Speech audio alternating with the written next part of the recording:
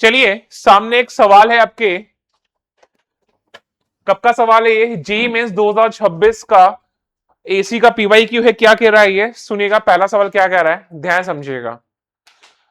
Using a variable frequency AC voltage source, the maximum current measured in the given LCR circuit is 50 milliampere। यानी आई not का जो value है, please शांति रखिए। सवाल ने क्या बोला है सुनिएगा ध्यान से। सवाल ने क्या बोला है देखिएगा। LCR circuit maximum current measured in the given LCR circuit I naught is equal to 50 milliampere। I naught कितना हो गया? 50 milliampere। ठीक है। और जो V का वैल्यू दिया हुआ है, V का जो वैल्यू दिया हुआ है वो कितना दिया हुआ है? 5 sin 100t। ठीक है। The value of L and R shown in figure. L का वैल्यू दिया हुआ है, R का वैल्यू दिया हुआ है। ठीक है। C पूछा है इसने। क्या पूछा है इसने? C पूछा है। कैसे करें? देखिए कौन सा फॉर्मूला यूज करें, जल्दी बता। तू क्या पैन मुंह में घुसड़ के बैठा हुआ है? बता क्या कौन सा फॉर्मूला यूज करूं, जल्दी बोल। अरे यार तुम कितने बड़े गधे हो ना। आई नॉट होगा कितना होगा? ई नॉट बाय जेड, यानी कितना हो जाएगा? E naught divided by root over R square plus XL minus XC का होल स्क्वायर। हाँ या ना? आई नॉट का वैल्यू कितना दिया हुआ है? 50 इंटू 10⁻⁻3। ई नॉट कितना है? 5। ई नॉट कितना हो गया? 5 डिवाइडेड बाय आर। आर का वैल्यू है 100 यानी 10⁻⁴। एक्सएल, ओहो हो एक्सएल, एक्सएल है 200 आ रहा है क्या? पूछा क्या है? कैपेसिटेंस ही पूछा है ना। तो एक्सएल निकाल के अलग रख देता हूं मैं। एक्सएल होगा ओमेगा एल, बोले तो 2 पाई एफ इंटू एल, है ना बेटा। तो एक्सएल ये हो जाएगा 2 पाई का वैल्यू भी दिया हुआ है क्या कुछ उसने? अच्छा ओमेगा ही तो दिया हुआ है। ठीक है। काय को इतना दिमाग लगाएं, काय को इतना दिमाग लगाएं, ओमेगा तो दिया हुआ है अपने को यहां से। ठीक है। ये हो जाएगा ओमेगा, ओमेगा कितना हो जाएगा? 100 और एल का वैल्यू कितना है? 2, तो यानी कितना हो जाएगा? 200। ठीक है। यानी ये हो जाएगा एक्सएल। एक्सएल बोले तो 200। एक्सी नहीं पता ना मुझे, तो ये एक्सी एज इट इज की होल पावर 1/2। सही है क्या? सही है क्या? ठीक है। ये कट गया, ये कट गया, यहां क्या बचा? यहां कितना बचा? 10⁻⁻2 स्क्वायर कर दो तो ये हो जाएगा 10⁻⁴ plus 200 minus XC multiplied by यहां पे कितना है? 10⁻⁻2 स्क्वायर किया कितना हो गया? -4 कितना हो गया? Is equal to 1। कहा बेटा? अरे स्क्वायर है तो रूट हट गया ना बेटा। अच्छा यहाँ पे, हाँ सॉरी यहाँ पे स्क्वायर आएगा, ऑब्वियस सी बात है। ठीक है, बात समझ में आ गई? ठीक है। 10⁻⁴ इसको आगे ले आओ। ठीक है। तो 10⁻⁻4 10⁻⁴ ये कितना हो जाएगा? 1 प्लस 200 माइनस एक्सी का होल स्क्वायर इक्वल टू कितना हो गया? 1। 1 से 1 कट गया, कितना बचा? 0। तो यहां से कितना हो जाएगा? हाँ बेटा। अच्छा यहाँ पे तो 10⁻⁻4 होगा, ये लो यहाँ पे भी 10⁻⁻4 हो जाएगा। ठीक है। ठीक है। यहां पर ये लो, ये लो। ठीक है। तो ये हो जाएगा इंटू 10⁻⁻4 इज व्हाट? 1। 1 से 1 कैंसिल आउट हो गया। वैसे भी कोई फर्क पड़ा क्या उसका? कोई फर्क पड़ा क्या? कोई फर्क पड़ा नहीं उसका। तो यहां से क्या हो गया? 200 माइनस एक्सी कितना हो जाएगा? 0। पक्की बात है। तो एक्सी का वैल्यू भी कितना हो जाएगा? 200। एक्सी का वैल्यू भी कितना हो जाएगा? 200। यही आ रहा है क्या एनएल भाई? एक्सी का वैल्यू भी कितना हो जाएगा? 200, यानी हो जाएगा 1 बाय ओमेगा सी। कितना हो जाएगा? 1 बाय ओमेगा सी। तो जो सी हो जाएगा वो हो जाएगा 1 बाय 200 इंटू ओमेगा कितना था? ठीक है। क्या करूं मैं? क्या करूं मैं? माइक्रो में चाहिए ना मेरे को, तो ये हो जाएगा C is equal to 1/2 into 10⁻⁻⁴ है ना बेटा, 0.5 इंटू 10⁻⁻⁴, यानी 50 इंटू 10⁻⁻6 हो सकता है क्या है, 50 इंटू 10⁻⁻6 फैरेड, यानी जो 6 इसका वैल्यू हो जाएगा 50 माइक्रोफैरेड। कितना वैल्यू हो जाएगा, 50 माइक्रोफैरेड। क्या सही है? देखिए अगला सवाल पे चलते हैं। ऐसे आरएमएस वाले सवाल अपन ने बहुत किए हैं यार, नहीं किए क्या? क्या बोला ये, एक करंट है जिसने बोला था electric current in the circuit given as I is equal to I not T by capital T। Capital T तो वन टाइम पीरियड होगा, ऑब्वियसली बात है। The RMS current for the period T is equal to 0 to T is equal to capital T। भाई साहब कितनी बार समझाया मैंने, क्या करेंगे, स्क्वायर कर लेंगे, फिर एवरेज ले लेंगे, फिर रूट ले लेंगे, ठीक है। तो सबसे पहले मैं स्क्वायर कर लेता हूं। अपने पास जो फंक्शन हो जाएगा वो कितना हो जाएगा, अपना जो फंक्शन हो जाएगा एफ टी, वो हो जाएगा I not square T square by capital T square, ठीक है। 0 से टी के लिए एवरेज वैल्यू निकालनी है। क्या बोला मैंने, 0 से टी के लिए एवरेज वैल्यू निकालनी है। तो भाई साहब इसका अब एवरेज ले लेता हूं मैं, कितना हो जाएगा, integration of I not square T square by capital T square dt divided by integration of dt, limits are 0 to t, limits are 0 to t। हाँ या ना, हाँ या ना, ये होगा average. I not square common constant बाहर आ गया, टी स्क्वायर कांस्टेंट बाहर आ गया, ठीक है। T square small T, limit कितनी लग जाएगी, सॉरी इंटीग्रेशन कितना होगा, t³/3 upper limit minus lower limit, यानी कितना हो जाएगा t³/3 डिवाइडेड बाय dt का इंटीग्रेशन कितना हो जाएगा t। हाँ या ना, ये t³ कैंसिल आउट हो गया, तो यानी यहां से जो वैल्यू आ गई वो कितनी आ गई, आई नॉट स्क्वायर बाय 3। इसके बाद क्या कर लेंगे, रूट ले लेंगे। अगर रूट ले लेंगे तो जो आई आर एम एस आ जाएगा वो कितना हो जाएगा, आई नॉट बाय √3। कौन सा ऑप्शन है, बी ऑप्शन। बहुत इजी था, क्या गलती किया इसमें तू, अरे यार बाबा ऐसे मत करो, क्या इजी था ये। चलिए देखिए नेक्स्ट क्वेश्चन, ये भी 2026 का ही है। क्या बोल रहा है, for the series LCL circuit connected with 220 volt 50 hertz AC source as shown in figure, the power factor is alpha by 10, the value of alpha। धे मेरे लाल, बता मेरे लाल, पावर का फैक्टर का पावर क्या होता है, अब पावर फैक्टर क्या होता है गधे, तू राज है तो तू धे नहीं है, तो तू क्या बोल रहा है बे, हाँ तू बोल, तूने बिल्कुल भी पढ़ाई नहीं की ना। हरा डंडा क्या है,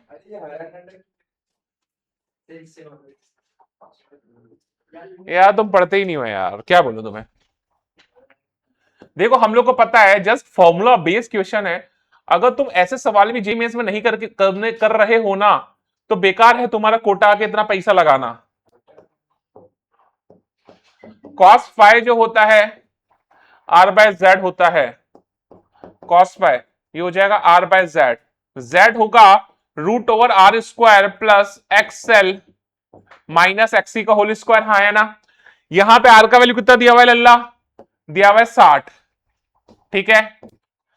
कितना हो जाएगा कैलकुलेशन, अरे यार कौन करेगा ये कैलकुलेशन, r² 60 कितना हो जाएगा 3600, XL माइनस XC 150 माइनस 70 कितना होता है जल्दी बताओ, इतनी मेहनत कौन करेगा, 80, बताओ ना यार, हाँ तो कितना हो जाएगा 6400।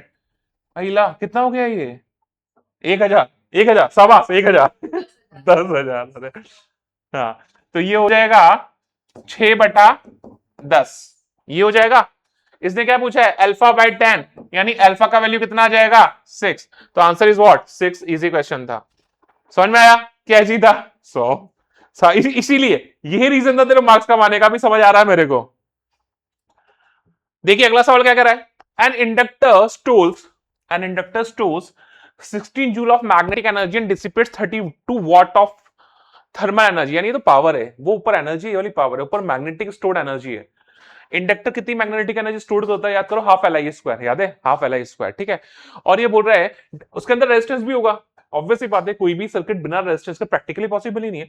तो जो रेजिस्टेंस है वो इतनी पावर डिसिपेट कर रहा है 32 what, power dissipated by resistance कितनी होती है I²R, कितनी होती है आई स्क्वायर आर। ठीक है, तो आपको L I square half L I square का वैल्यू दे दिया और आपको आई स्क्वायर आर का वैल्यू दे दिया। हाँ या ना बोले यार बेटा। आपको क्या बोल रहा है, करंट जो है 2 एम्पियर और फ्रीक्वेंसी जो है 50 हर्ट्ज है। तो आपको पूछा था रेशियो ऑफ इंडक्टिव रिएक्टेंस, बोले तो XL to R, XL to R relation पूछा है, रेशियो पूछा सॉरी। तो एक बात बताओ, यू मैग्नेटिक कितनी थी, half of L I square है ना, यानी और ये कितनी दी हुई है बेटा 16, यानी हो जाएगा 16 is equal to 1/2 into L, मुझे नहीं पता, आई जो है वो 2 है, वो जाएगी 4, तो ये हो गया 2 टाइम्स, ये हो गया 8 टाइम्स, तो जो एल का वैल्यू जो हो गया वो कितना हो गया 8, एल का वैल्यू कितना हो गया मेरा 8। डिसिपेटेड पावर जो होती है P is equal to I square R, power का जो वैल्यू दिया हुआ है वो कितना दिया हुआ है इसने 32, ये हो जाएगा 4 इंटू आर। हाँ या ना, पक्की बात है। तो यहां से जो आर हो जाएगा वो कितना हो जाएगा, वो भी हो जाएगा 8 ओम। बात समझ में आ गई। आपको रेशियो पूछा है एक्सएल टू आर, एक्सएल होगा ओमेगा एल इंटू आर। हाँ या ना, एक्सएल कितना होगा ओमेगा इंटू एल, ओमेगा होगा 2 pi F into L divided by R. Omega कितना होता है 2 पाई एफ, एफ क्या होता है फ्रीक्वेंसी, तो यहां से हो जाएगा 2 इंटू 3.14 इंटू 50 इंटू एल, 8 हो गया, ये भी 8 हो गया, ये गया, ये गया, 5 दूनी 10, यानी ये जो आंसर आ गया वो कितना 314। तो आंसर इज व्हाट 314। इजी था, अरे बहुत ही इजी, बहुत ही हलवा, बहुत ही लल्लू पल्लू सवाल था ये तो। अगला सवाल क्या बोल रहा है, सुनना मेरी बात ध्यान समझना, बहुत ही ध्यान से समझना जो मैं समझाना चाहता हूं। अगला सवाल बोल रहा है the figure given below shows N LCR series circuit with 2 switches S1 and S2। एक S1 ये रहा और एक S2 ये रहा। When S1 is closed, इसको क्लोज कर दिया मैंने, तो यानी ये शॉर्ट सर्किट हो गया, तो L2 खत्म। जब S1 को क्लोज किया, सुनो ध्यान से, S1 को क्लोज किया तो ये शॉर्ट सर्किट हो गया, ये खत्म हो जाएगा मेरे लिए। तब जो मेरा सीरीज सर्किट बचेगा वो ये वाला बचेगा, ये वाला बचेगा, यानी उस बार मेरा L1 काम करेगा, R काम करना ही है और C काम करना ही है। हाँ या ना, यानी जब S1 को क्लोज किया तो जो उस टाइम जो एक्सेल यूज होगा वो ये वाला होगा XL1। हाँ या ना, इसके बाद उसने क्या बोला, तो इस कंडीशन में जो फेज डिफरेंस है वो कितना है 30 डिग्री। हाँ या ना, करंट और वोल्टेज के बीच का। अगली बार उसने क्या किया, अगली बार उसने S1 को क्लोज किया, कहां गया अगली बार, कहां गया, हाँ ये रहा, व्हेन S2 को क्लोज किया और S1 को ओपन किया, S2 को क्लोज किया तो ये खत्म हो गया, ये खत्म हो गया, शॉर्ट सर्किट हो गया, वो ओपन है, यानी करंट इस बार यहां से ऐसे जाएगी। आगे बात समझ में, तो इस बार ये वाला यूज आएगा, और उस टाइम जो फेज डिफरेंस है वो कितना है 60 डिग्री। हाँ या ना, उस टाइम फेज डिफरेंस कितना है 60 डिग्री। क्या मेरी बात समझ में आ गई। तो भाई साहब पहली बार फेज डिफरेंस था, हम लोग को पता है जो tan फाई होता है वो होता है XL minus XC upon R। पहली कंडीशन में हो जाएगा tan 30, पहली कंडीशन में ये खत्म हो गया है, वो वाला है, तो ये हो जाएगा XL1 minus XC upon R। हाँ या ना, अगली कंडीशन में उसको क्लोज कर दिया तो वो L2 खत्म हो गया, सॉरी अगली कंडीशन में किसको क्लोज किया है S2 को क्लोज किया है, तो L1 खत्म हो गया, L2 काम करेगा, तो उस टाइम फेज डिफरेंस जो है वो है tan 60, वो हो जाएगा XL2 minus XC upon R। हाँ या ना, बात समझ में आ गई।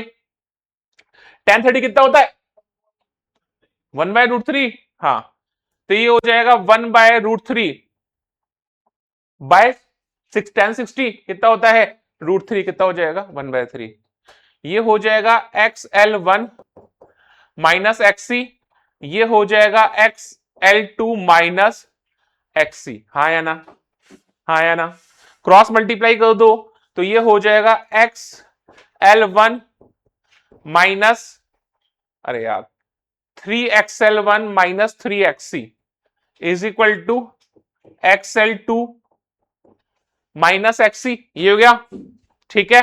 तो यहां से हो गया 3XL1 माइनस XL2 कितना हो जाएगा 3xl1 ये एज इट इज रहा, माइनस xl2 यहां पे हो गया, यहां पे कितना हो जाएगा, -3 उधर गया तो -3 उधर गया प्लस, तो 3 - 1 कितना हो जाएगा 2, तो हो जाएगा 2 टाइम्स ऑफ xc। क्या सही है क्या, क्या सही है क्या, ठीक है। क्या पूछा है आपको, आपको पूछा है 3l1 - l2, तो इसको मैंने क्या लिख दिया 3 omega into L1 minus omega into L2 is equal to 2 times of xc, कितना हो जाएगा 1 बाय ओमेगा सी, कितना हो जाएगा 1 बाय ओमेगा सी।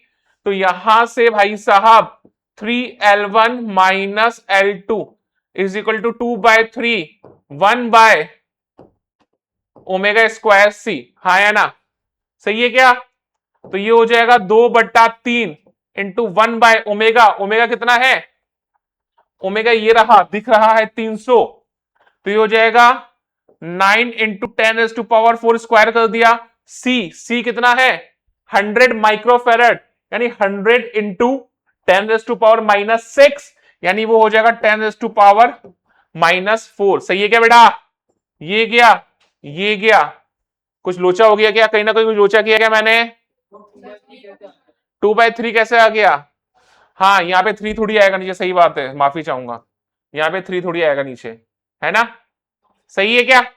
मैंने को लगा था यहाँ पे भी 3 है कॉमन, लेके ऐसे कर दिया था मैंने, वो गलती थी मेरी, ठीक है। तो यहां से जो आंसर आ गया वो कितना आ गया 2/9। क्या ये टफ सवाल था क्या, तो जो आंसर है वो कितना है 2/9। समझ में आया, इजी था। अगले सवाल पे चलते हैं। नेक्स्ट सवाल क्या कह रहा है,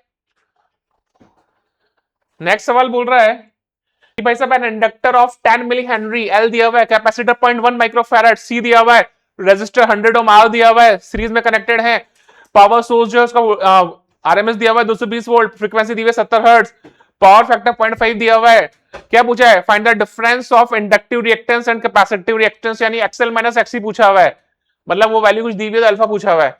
यार एक बात बताओ, यहाँ पे इंपॉर्टेंट रिलेशन हम लोग को ये दिया हुआ है, सब फालतू है रे, कुछ करना ही नहीं, ये रिलेशन देख, कॉस फाई कितना है 0.5, यानी पावर फैक्टर है 0.5, यानी 1/2, यानी फाई का वैल्यू कितना हो जाएगा 60 डिग्री। जब फाई मुझे 60 पता चल गया तो याद करो फॉर्मूला होता है tan phi is equal to XL minus XC upon R, XL minus XC तो पूछा है मेरे से, तो यहां से XL minus XC is equal to R into tan phi हो जाएगा। आर कितना है tan फाई, tan 60 कितना हो जाएगा √3। आंसर में क्या दिया हुआ है √3 अल्फा, तो अल्फा का जो वैल्यू हो जाएगा वो कितना हो जाएगा, अल्फा का जो वैल्यू हो जाएगा वो आ जाएगा 100। इजी था। नेक्स्ट सवाल, 2026 में बहुत ज्यादा टफ सवाल नहीं आए थे। देखिए अगला सवाल क्या कह रहा है, AC source of angular frequency omega is connected across the resistance R and the capacitor C in series. Okay, मतलब RC सर्किट है, पढ़ाया है मैंने। The current is observed I, यानी ओमेगा फ्रीक्वेंसी है तो करंट I फ्लो हो रहा है। Now the frequency of the source is changed to omega by 4, keeping the voltage unchanged, voltage इन्होंने बोल दिया कांस्टेंट रखा भाई मैंने, तो ओमेगा का वैल्यू कितना हो गया 1/4 हो गया, नहीं ओमेगा बाय 4 हो गया, तो जो करंट है वो 1/3 हो गया है। तो रेशियो पूछा है आपने आपका R/XC, क्या पूछा है the ratio of resistance to reactance at frequency omega, omega पर पूछा है। ठीक है सुनो, फॉर्मूला क्या था, फॉर्मूला होगा I is equal to E upon root over, सुनना ध्यान से, R स्क्वायर प्लस XC का स्क्वायर, ऐसा ही कुछ है, क्या कर रहा हूं मैं, R स्क्वायर प्लस XC का स्क्वायर की पावर 1/2, यही होगा I is equal to E/Z। ठीक है, तो यहां से क्या करें, XC को 1/ωc लिखें, पहले XC को 1/ωc लिखें, तो यहां से ये हो जाएगा, स्क्वायर कर दूं क्या, I square is equal to E square upon R square, XC जो हो जाएगा 1/ω² C स्क्वायर, हाँ या ना, पक्की बात है। तो यहां से देखते हैं, ठीक है। एक बार कितना है, जब ओमेगा है तो आई है, और जब ओमेगा बाय 4 है तो कितना है, आई बाय 3। यानी जब ओमेगा का वैल्यू मैंने ओमेगा बाय 4 डाल दिया, ठीक है, तो यहां से ये हो जाएगा, करंट कितना हो जाएगा, आई बाय 3, यानी ये हो जाएगा I square by 9 is equal to E square upon R square plus omega का वैल्यू कितना डाल दिया मैंने बेटा, ओमेगा बाय 4, तो हो जाएगा 16 by omega square into C square. ये दो रिलेशन है मेरे पास, ये दो रिलेशन है मेरे पास।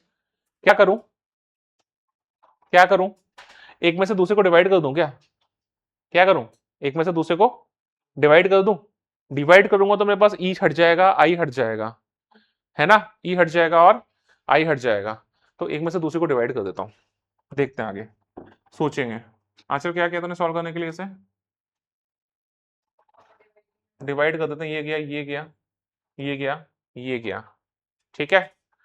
तो वहां पे यहां क्या बचेगा, एक बार कैलकुलेशन में हेल्प करना प्लीज। यहां पे बचेगा 9 अपॉन 1 है बेटा, वहां बचेगा R square plus 16 upon omega square C square है बेटा, ऊपर चला जाएगा, है ना, पक्की बात है। और वहां बचेगा R square plus 1 by omega square C square, ठीक है। थोड़ा सिंप्लीफाई और कर लेते हैं, सिंप्लीफाई और कर लेते हैं, तो 9 upon 1 is equal to, cross multiply कर दूं, हाँ ये भी सही है, तो ये हो जाएगा 9 R square is equal to plus 9 by omega square C square is equal to R square plus 16 by omega square C square है बेटा। 9 R square minus R square कितना हो जाएगा, 8 आर स्क्वायर, ठीक है। ये हो जाएगा 1 by omega square C square, 16 minus 9 कितना हो जाएगा, ये हो जाएगा 7। क्या पूछा था इसने, इसने पूछा था ratio of the resistance to reactance, resistance to reactance. यार ये क्या हो जाएगा, 8 आर स्क्वायर, 1 बाय ओमेगा से कितना होता है, एक्सी, तो ये हो जाएगा एक्सी का स्क्वायर इंटू 7, तो यहां से जो आर बाय एक्सी हो जाएगा वो कितना हो जाएगा, रूट ओवर 7 बाय 8। तो आंसर जो है वो कितना है, रूट ओवर 7 बाय 8। इजी था।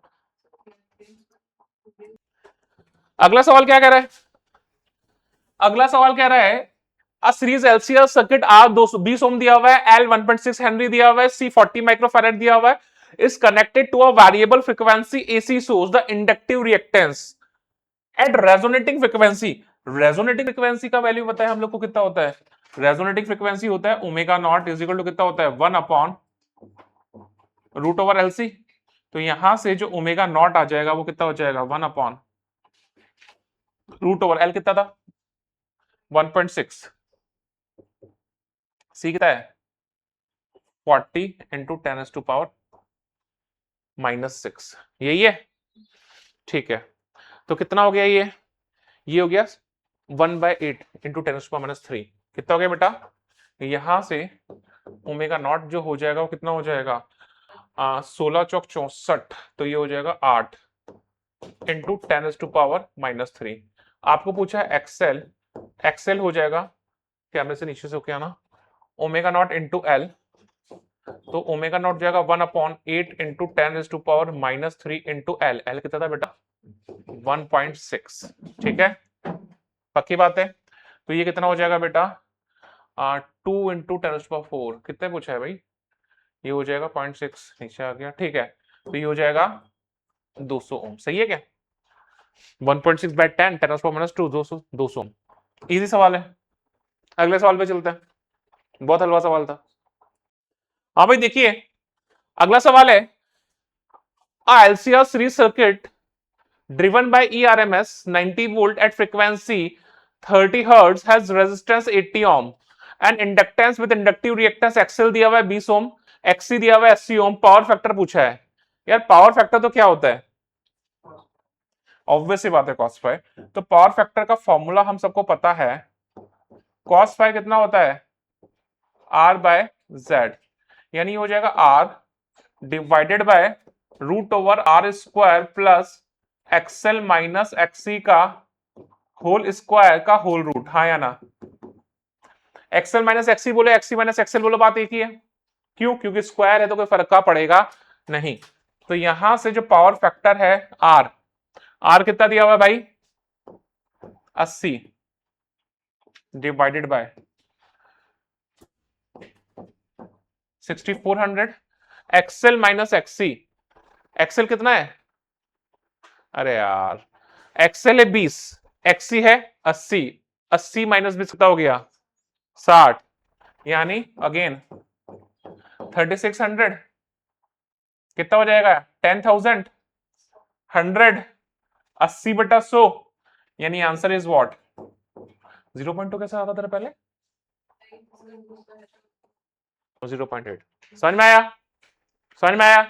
फॉर्मूला बेस्ड क्वेश्चंस आते हैं नहीं? तो ये सारे सवाल कौन से थे? जेईई मेंस 2026 वाले। एक सवाल और बचा है लास्ट, वो भी देख लेते हैं फटाफट। ये ट्राई करो इसे, अच्छा सवाल है ये।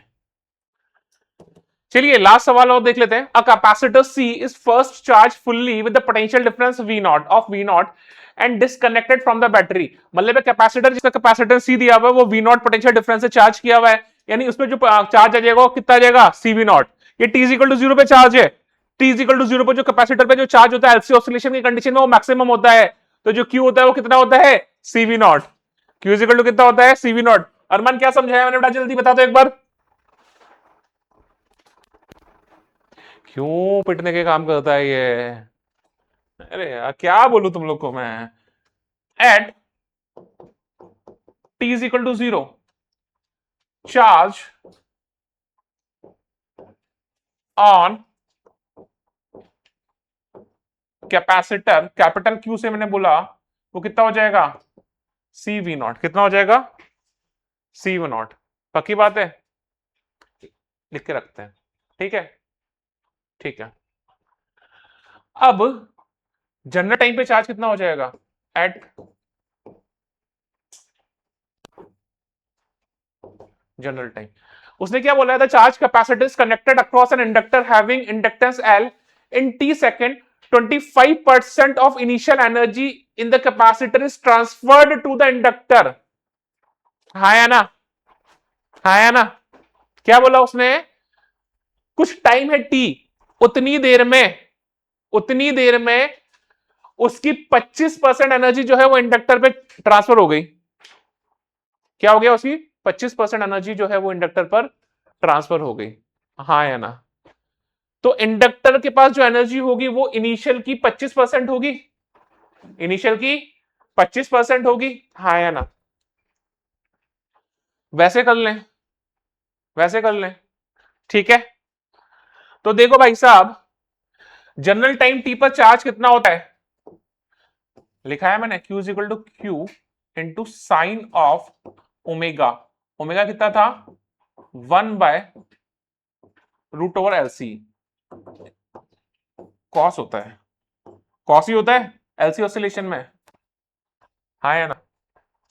हाँ या ना? देख लो एक बार, खोल लो कॉपी, खोल लो। ये होता है Q होता है जनरल टाइम टी पर। अरे यार उल्टा कर दिया ना, ये यहां होता है, ये यहां होता है। यानी जनरल टाइम पे जो चार्ज होता है वो कैपिटल Q मैक्सिमम का cos of 1/√LC into T होता है, ठीक है? और करंट जो होती है इंडक्टर में जनरल टाइम टी पर, इसका डिफरेंशिएट कर देते हैं, डिफरेंशिएट कर देते तो कितनी हो जाती है? Q/√LC, Q/√LC into sine of T upon √LC। Check कर लो बेटा, यही होती है, ठीक है?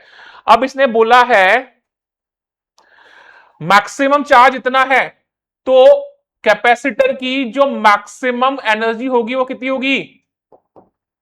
Q²/2C होगी क्या? हाँ या ना बोले यार? हाँ या ना बोल? अरे हाफ CV² या Q²/2C। अब इसने क्या बोला? कैपेसिटर की जनरल टाइम टी पर 25% एनर्जी चली गई, जनरल टाइम टी पर 25% एनर्जी चली गई। क्या हो गया भाई? अरे कोई टाइम हो गया T, उतनी देर में 25% एनर्जी चली गई, यानी इंडक्टर को 25% मिल गई, या मैं ऐसा बोलूं कैपेसिटर की 75% रह गई। तो या तो मैं कैपेसिटर के कॉन्टेक्स्ट में बात कर लूं या इंडक्टर के कॉन्टेक्स्ट में बात कर लूं। इंडक्टर के कॉन्टेक्स्ट में बात करूं तो इंडक्टर की जनरल टाइम टी पर कैपेसिटी एनर्जी कितनी है 75%। कितनी है किसकी मैक्सिमम की, किसकी मैक्सिमम की। वैसे बात कर ले, वैसे भी बात कर सकते हैं, वैसे ही बात कर सकते हैं, देख लेते हैं। एनर्जी तो कंजर्व रहती है, कैपेसिटर के इंडक्टर पे जाएगी, इंडक्टर की कैपेसिटर पे आएगी, ये चलता रहता है। तो मैं कैपेसिटर के कॉन्टेक्स्ट में बात करता हूं तो u at general time t is equal to 75/100 of u at max.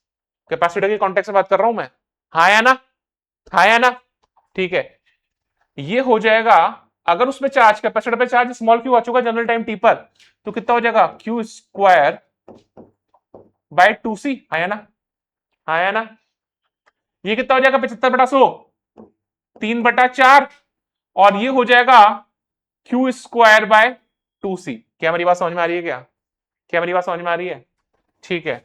ये गया क्यू स्क्वायर, ये रहा, तो ये हो जाएगा स्मॉल क्यू का value Q square cos square T by root over LC है बेटा, is equal to 3/4 capital Q square.